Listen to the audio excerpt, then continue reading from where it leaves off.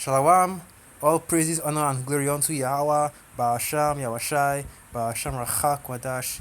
Double honors to the elders and the apostles of Great Millstone who rule well, pushing this 100% truth of the gospel, waking up and sealing the elect of the nation of Israel through the spirit and power of Yahweh, Ba'asham, Yahweh. And salutation to your sincere Akimade that are pushing this gospel in righteousness and sincerity, risking your lives and your freedom to do so. All right, so this lesson, this is going to be actually be a response. It's been a while since I've done a response video. Okay.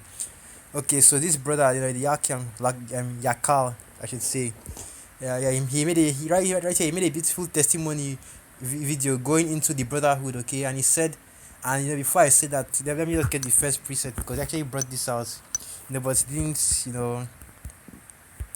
he didn't actually get the scripture, but actually, he just quoted it. So this is the book of Ezekiel, chapter 11, verse 16. Therefore say, thus saith Yahweh of power, although I have cast them far off among the heathen, and although I have scattered them among the countries, yet will I be to them as a little sanctuary in the countries where they shall come. Okay, so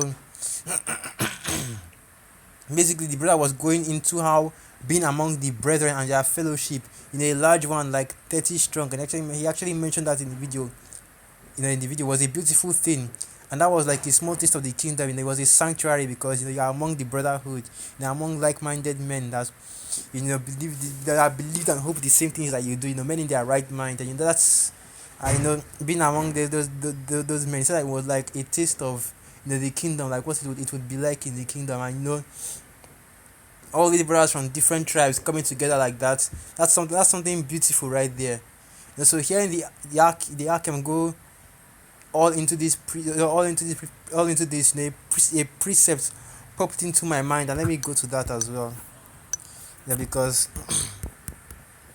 anyway, yeah, Ecclesiasticus chapter 25. Let me just get the precept before I go into what I really want to talk about. Okay, Ecclesiasticus chapter 25 from verse 1.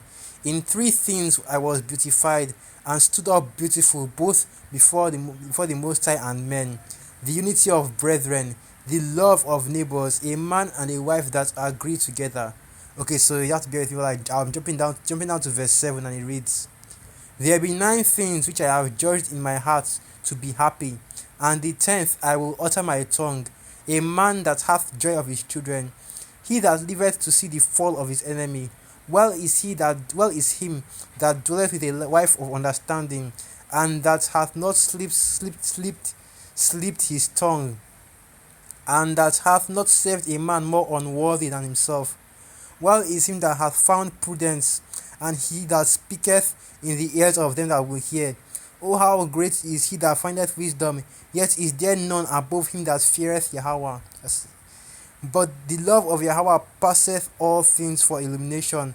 He that holdeth it, whereto shall he be likened?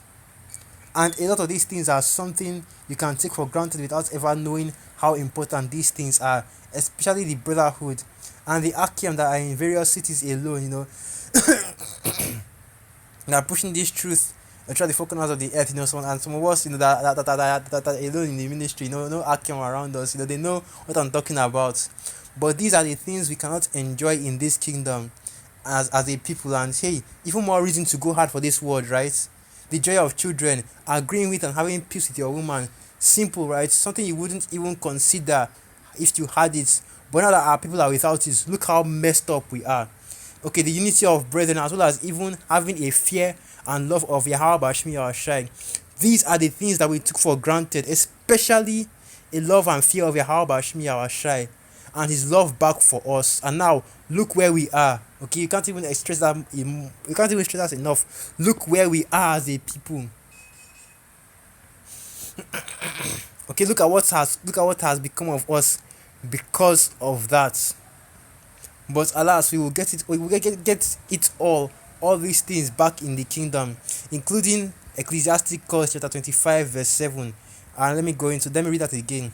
There be 9 things which I have judged in my heart to be happy, and the 10th I will utter with my tongue: a man that hath joy of his children, and he that liveth to see the fall of his enemy.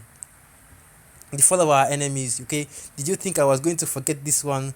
So here you have it plain as day in the scriptures. That's basically seeking vengeance, wishing for you're reaching for the destruction of our enemies. That's righteous right there. But you have Jake talking about, oh, I forgive, forgive this, forgive that. Let's all just forgive and be one. Let's all just live together as one. Let's forgive and forget all that, all of that. Well, this is what the scripture says, to look forward to the destruction of our enemies. So let me go firstly to the book of Psalms. Psalms 149 verse 7. And you can already know what it is.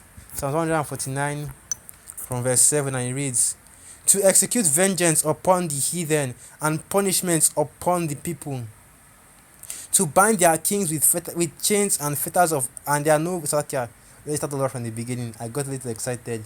Okay, Psalms 149 verse 7, to execute vengeance upon the heathen and punishments upon the people, to bind their kings with chains and their nobles with fetters of iron, to execute upon them the judgment written, this honor have all his saints, praise ye Yahweh. Okay, okay, and I'm going. Okay, and also, and it's and no, it's like I have to get back my train of thought. And it's not just even okay, not just even Esau. It's all these nations. Now you see why they are so. And now because you read this and you understand that okay, we have to take vengeance on not just Esau but the other nations as well.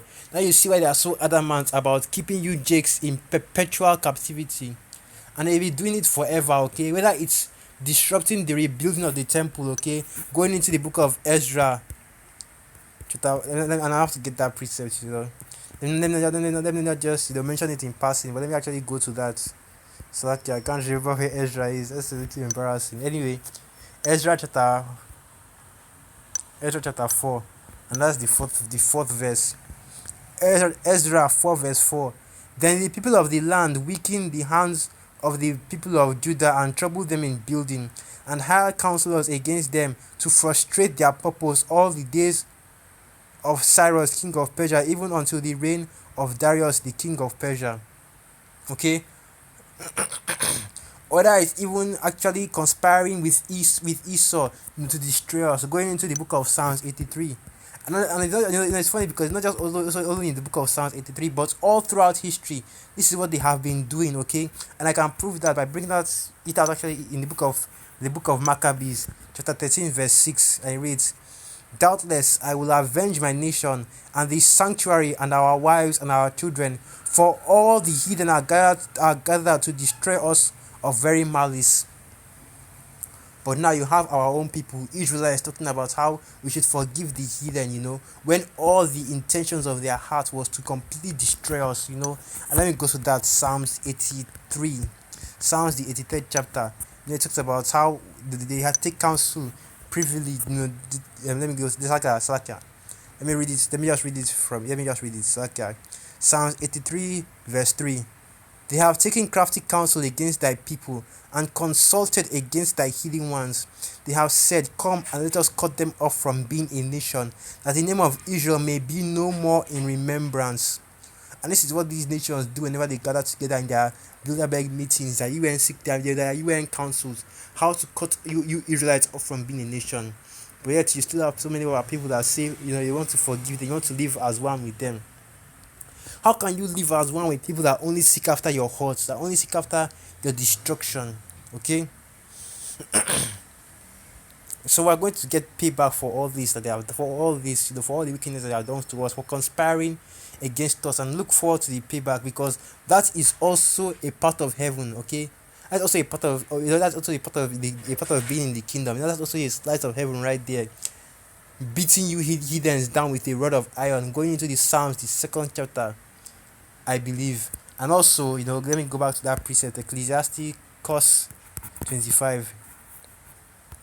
There's one more thing I forgot to bring out. It's like let me just go back. There's one more thing I said that I will bring it out, but I forgot to actually bring it out. Let me read that. It's like where is it? Okay, here it is. Ecclesiasticus 25 verse 8. Well is him that dwelleth with a wife of understanding, and that hath not slept with his tongue, and that hath not served a man more unworthy than himself. Okay, Because right now, and the action that are living in Babylon and all these other European nations, they can testify to this. Having to, especially the ones that especially, having to basically work under Esau. Get everything that you get it from E. Everything that you have, as the scripture says, that you shall go to your enemy for want of all things. And even here in Africa as well, we still have that dependence, but not so much as the actual in Babylon, because you're actually seeing these devils, face to face, and you actually have to be sucking up to them and being nice to them. But guess what? That's all going to change in the kingdom, okay? Because that's also that's also a part of the kingdom as well. Not having to, not having to serve a man more unworthy than us. Going into E, being the basest of men, okay, being the wicked, being the heads, the vessels of wrath fitted for destruction. And you won't have to, when you go get into the kingdom, we won't have to, we won't have to serve under this devil and take up the crumbs from under his table, going into Lazarus and the rich man. And the way I see it, this is even more reason to want the kingdom here as soon as possible for all these things to come to pass. So anyway, guess I'm just going to end it there. So let's give all praises, honor, and glory unto Yahweh, Bahasham Yahweh Bahasham Rachak Wadash, Wa Abad Babal. Shalom.